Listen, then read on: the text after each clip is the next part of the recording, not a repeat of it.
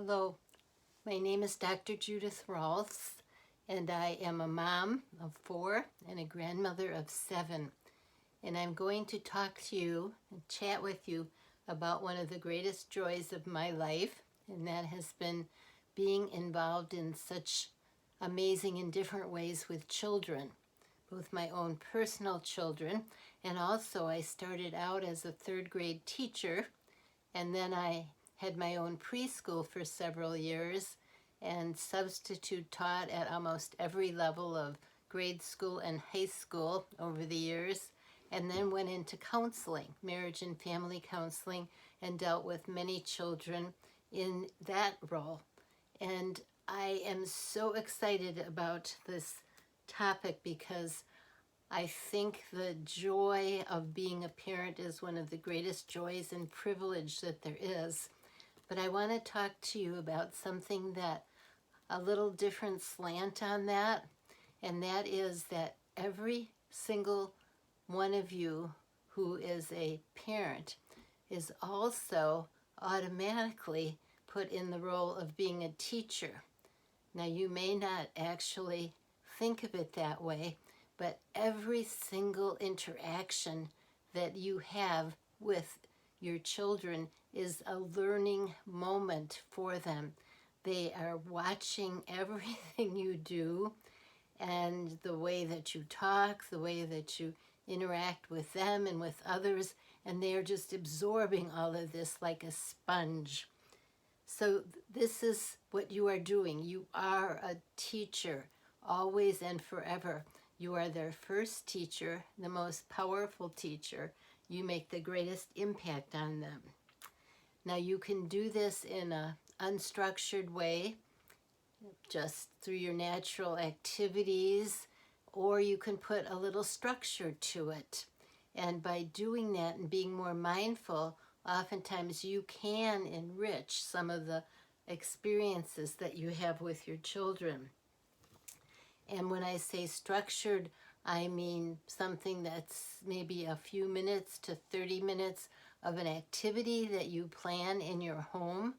Maybe just doing a household chore together where they are learning from your example, or cooking together, or maybe it's a specific lesson that you do want to teach them. Maybe you personally love nature and you want to teach them about the plants in your garden, get them excited about growing plants from seeds. Or it can just be unstructured, where you're out for a walk and you see things and you're commenting. Just keep in mind that one thought, that you are a teacher. And I want to build your confidence in this role, because I know I thought that was rather daunting at first when I realized what a huge impact I was going to have on my children. And sometimes I know some of you are actually doing a homeschooling curriculum, so it's definitely a more structured way, but all of you are teaching in some format. And the good thing about it is that you can just supplement school learning through what you do at home, but whatever you do, whichever method, you have a chance to deepen that parent-child relationship and form deeper bonds that are going to be with you and be with your child for the rest of your lives. So it's so rewarding and such a significant role, and nobody but you can do it better, because God knew you were the best parent and the best teacher for your children. And I love the idea of making these interactions lots of fun. I'm going to tell you the 5 R's. You've heard of the 3 R's, reading, writing, arithmetic. Well, I think these 5 R's are helpful for teaching and teaching well.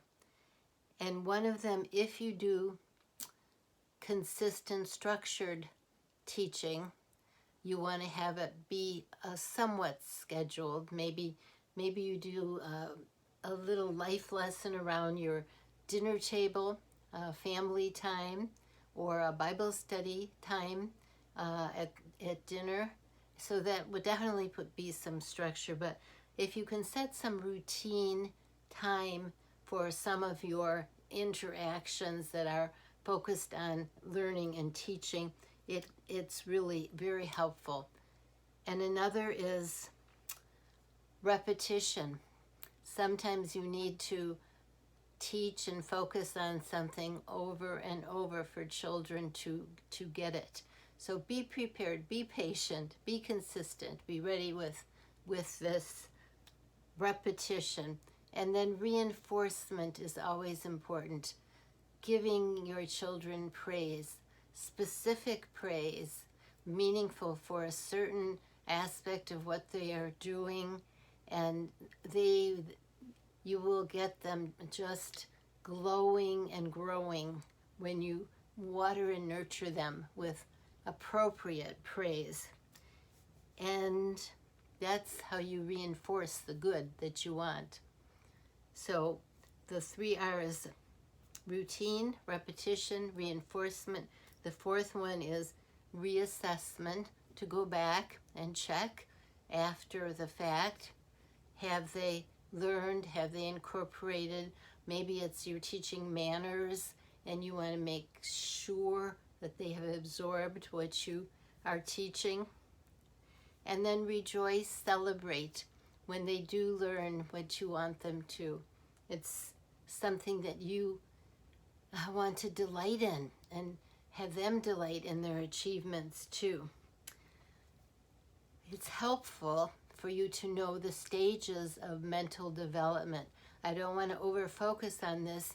I'm just going to simplify it for you so that you will know, particularly for new moms and younger moms with very little children, it's good to know that there are 3 stages of mental development. The first we call the sensory motor stage, and that's from birth to age 2. And that's just the moving, the motor skills and so forth. And then we go from age 2 to 7 or 8, and that's symbolic.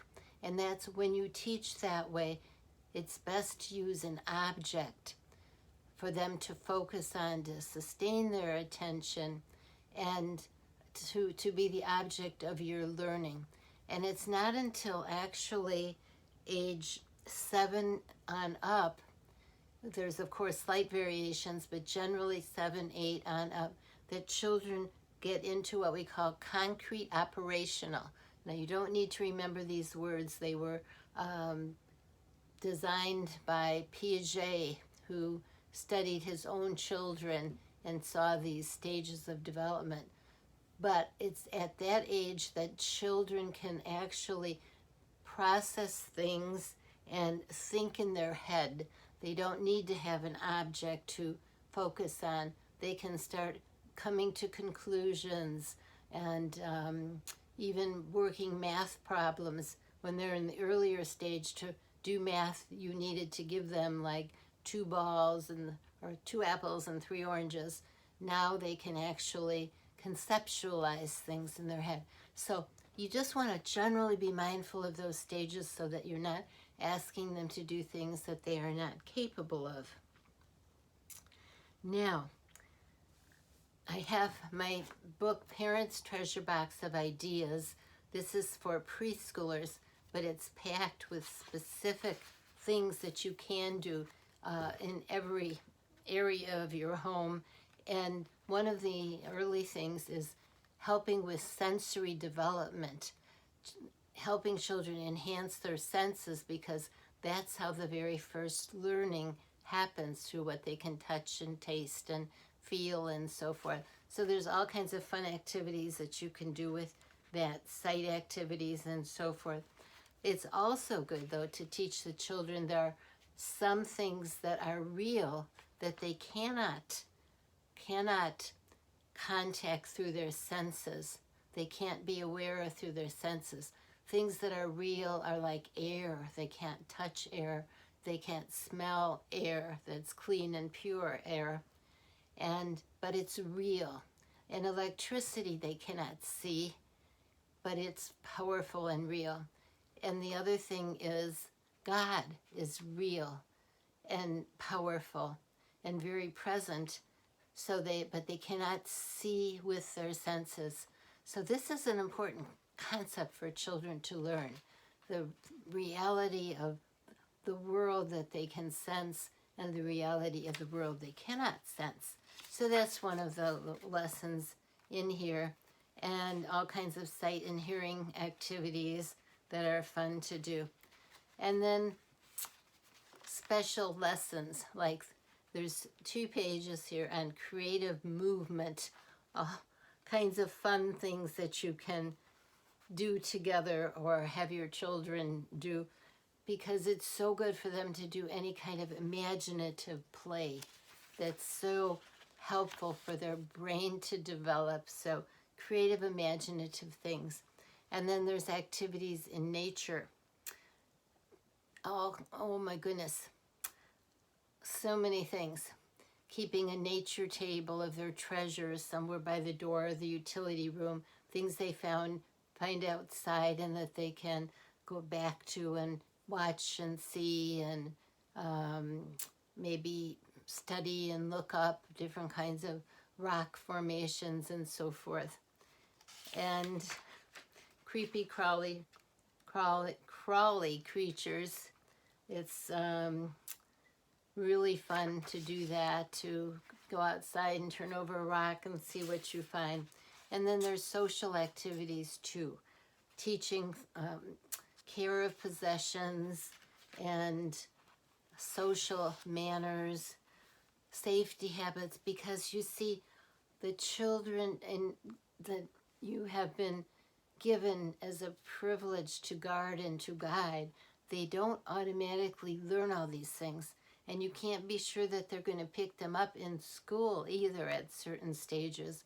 So as a parent, you want to know for sure that these important lessons are learned.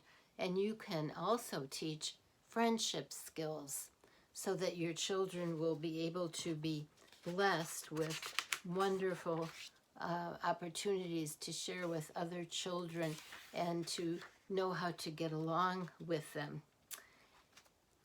And laughter. I'd love to have a home full of laughter. You can. So I encourage laughing often with your children, and real jokes, comics, or just silly foolishness. That's a great thing. Or writing funny stories together with your child that they can share later. Of course, spiritual is so important, that every child needs to know that they are a body, a mind, and they also have a spirit. And all 3 of those need to be taken care of and nourished. And that can be done by teaching particularly Proverbs.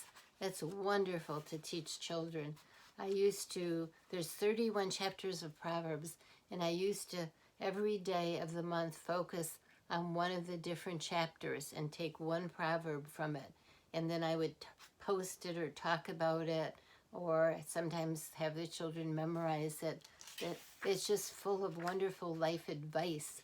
And to know that you are the person who got to be privileged to implant that truth in your children is such a blessing for you too. And of course, teaching certain Bible verses that will be helpful for life. I actually had my children draw little cartoons, and actually these are some of the pictures in the book here that our sons drew. I had them illustrate some of the Proverbs. That was fun for them. And of course, you want to establish a good foundation of reading in your home.